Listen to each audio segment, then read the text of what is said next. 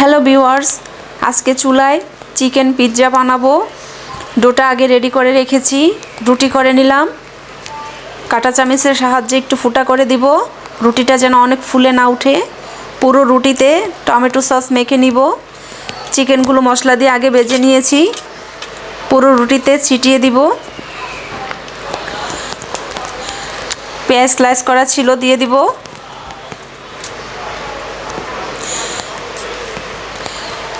Capsicum দিব,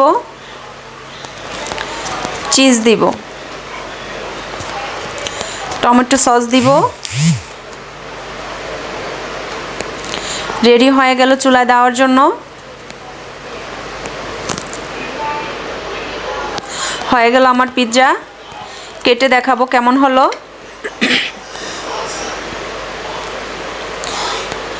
দেখেন কত সুন্দর হয়েছে, একদম নরম তুলতুলে, দেখতে অনেক সুন্দর।